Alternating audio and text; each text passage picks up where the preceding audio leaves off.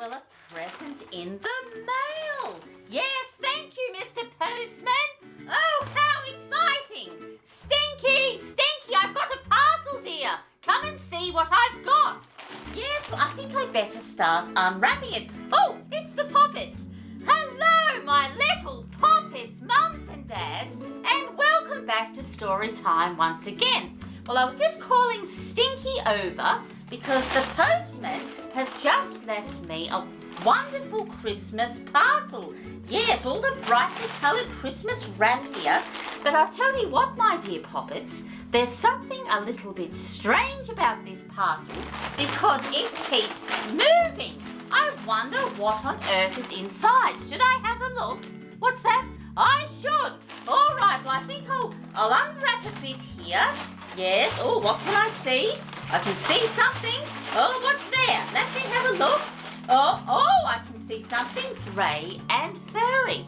Should I rip a little bit more? I should. All right, well, here we go. Out we come. Oh, it's Stinky. Ah, Stinky, dear, what on earth are you doing in the paper? What's that? You were sent in the mail. Yes, well, I wondered where you'd got to. I thought that you were just busy playing, dear. What's that? You've been practicing your Christmas wrapping. Well, that's wonderful, dear, but Stinky, I don't think you should be posting yourself in the mail, dear. Can you get out of there? What's that? You're having a bit of trouble. Yes, well, let me wrap some of it off here. Yes, wrap it off. Yes, it off. Oh, that's better. Oh, Stinky, you're a funny boy. You really, really are. What's that? You're very excited about Christmas. Oh, you're fainting again. Well, don't start fainting, dear. No, I know it's very exciting, but you're just going to have to calm down and relax. And Stinky, guess what? It's time for story time. Yes, it is. And the Poppets are waiting, of course. Well, my dear Poppets, speaking of wrapping and Christmas cheer, it's very, very exciting because today, well, in Australia anyway, it's Christmas Eve today. So Christmas Day tomorrow, Stinky is very, very excited indeed. And he is just beside himself with excitement. He's already got the milk and the cookies out ready for Santa. So here we are. We've got some lovely glass of milk here, which we'll be putting on the mantelpiece for tonight. And of course, what else have we got here, Stinky? We've got some gingerbread men, of course, for Santa as well, because I think he does enjoy a nice cool glass of milk and something to eat. Well, Stinky, I suppose we should crack on with today's story. And today's story is called, my dear Poppets, A Christmas for Bear. And thank you, Stinky dear, A Christmas for Bear. And this does look like a wonderful book, I have to say. And very, very perfect for today, of course, because it's Christmas Eve. Oh, so exciting! Santa Claus and gifts and lots of treats for all those good boys, good girls, and of course for good mice. And Stinky, my dear Poppets, has been particularly good this year, so I'm sure he's going to find something wonderful in his stocking. And here we go, my dear Poppets. One frosty night, Bear heard Stinky a tapping on his front door. Well, there's Bear there, and he looks to me as though he's very, very busy in the kitchen there, cooking something delicious on the stove, and he heard a tapping on his front door. Yes, I wonder who on earth it could be, Stinky. I just don't know. When he opened the door, Stinky, there was a mouse, small and grey and bright-eyed. What's that? He's grey like you. Yes, he is. Merry Christmas, cried Mouse. Maybe, said Bear. Well, there's Bear there, and he's looking a little bit glum about Christmas to me, and I'm not sure why. And there's Mouse there on the front doorstep, wishing Bear a very merry, merry Christmas. How wonderful. So Bear has a friend to spend Christmas with. How wonderful. Bear had agreed to have a Christmas party. He'd never had one before. Do we open the presents first? Mouse asked eagerly. Presents? Bear shook his head. Most unseemly, Stinky. Well, there's Bear there, and he doesn't think that you should have presents at Christmas time. So I think Mouse is going to be a little bit disappointed. I'm not sure why that is, but he doesn't seem to think that presents are necessary. Yes, well, fancy that. He does have a lovely Christmas tree though. What? Mouse's eyes open wide. No presents? We shall sit around the tree and eat. I might even read a poem. Surely that will do, Bear declared Stinky. Then Bear went to the kitchen to get the Christmas pickles. Oh, Christmas pickles.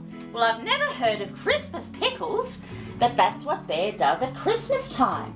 He has Christmas pickles. Although pickles are delicious, I have to say, and they are nice with crackers and cheese. But I wouldn't have thought, my dear Poppets, it's something that you would have at Christmas. But when he came back, no Mouse. Mouse, where are you? Mouse Stinky didn't answer. Well, there's Bear there, wondering where on earth Mouse could be, and of course he's holding the Christmas pickles. I wonder where Mouse has got to. I don't know. He's there somewhere, scampering about. I wonder what he's up to. Bear heard a tiny scurrying sound. It was coming from upstairs. Bear climbed the stairs to his bedroom. Well, there's Bear there. We can hear a funny sound coming from upstairs, and he's wondering what the sound could be. Perhaps it's Mouse up there doing something, I don't know. Yes, we'll just have to wait and see. The scurry sound was under his bed. Mouse, yes, came a muffled voice. Are you looking for presents? Mouse peeped out from under the bed. He had a bit of dust Stinky on his nose. Perhaps, said Mouse. Ah, so Mouse was upstairs, my dear Poppets, and he was snooping. He thought perhaps Bear had some presents hidden under the bed. So I think Mouse thinks that Bear has got him a present, but he's just not sure where it is, and he's on the hunt to find the Christmas loot. Oh dear, Bear's not going to be happy about that. Unnecessary! Hogwash, Bear scolded. We have pickles, remember?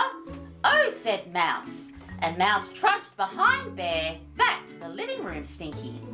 Bear went to the kitchen to get the cheese.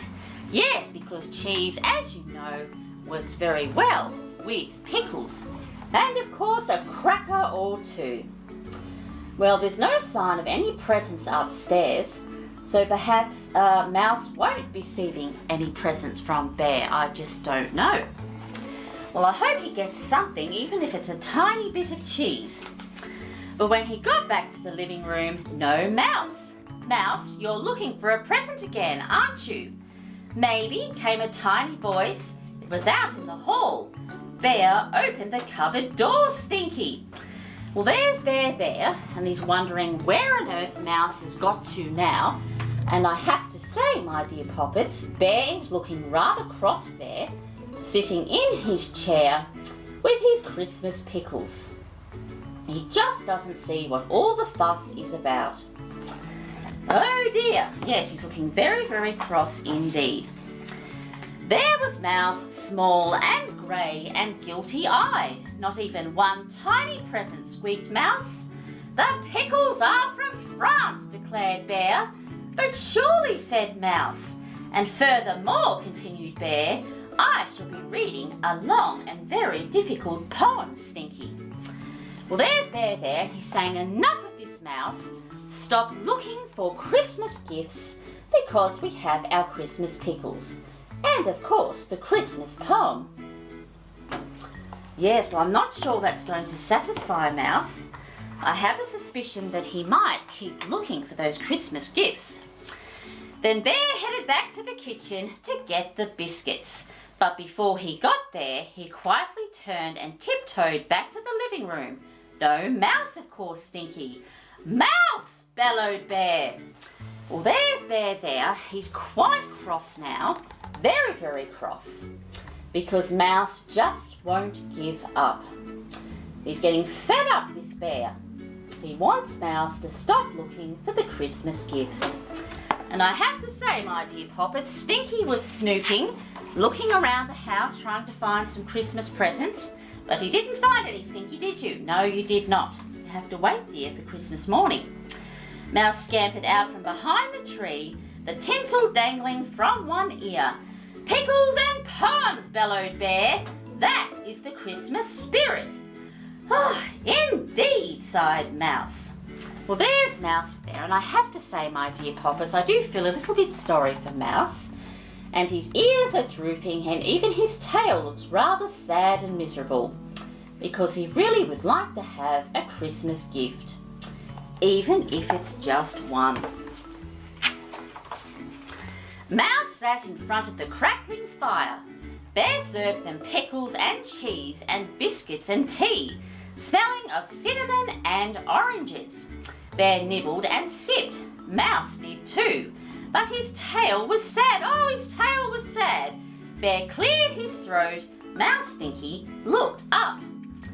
Well, there they are at long last. Bear's in his comfortable chair, and they are having their Christmas pickles, cheese and crackers, and of course sipping their very special Christmas tea. It does look rather cosy and comfy, I have to say. Very, very comfy indeed, with that beautiful Christmas tree. It certainly has set the mood, I think. It was the night before Christmas, Bear pronounced, when all through the house not a creature was stirring, Stinky, not even a mouse. Bear stared sternly at Mouse. The pickles are wonderful, whispered Mouse. Bear continued. The stockings were hung by the chimney with care.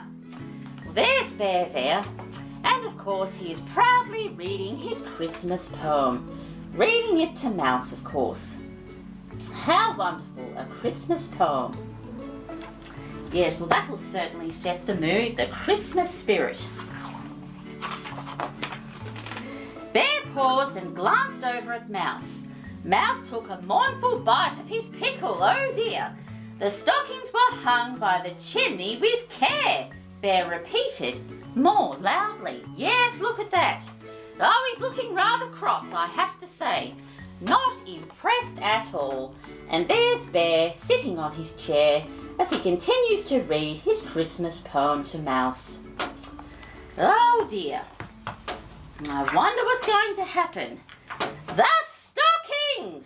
Well, there's Bear there, and he's very, very cross, and he's yelling at the stockings, and he's pointing and glaring away. Not happy at all. He's a very, very determined mouse, I have to say. He just won't give up, my dear Poppets. Mouse leapt up, his eyes as bright as Christmas candles. You do have a present for me, he cried, pointing at the mantel. You have stockings. Yes, they have stockings, Stinky. Certainly not impossible. Monstrous assumption, rumbled Bear, but he was smiling at least, Stinky. So he did get something for Mouse after all, my dear Poppets.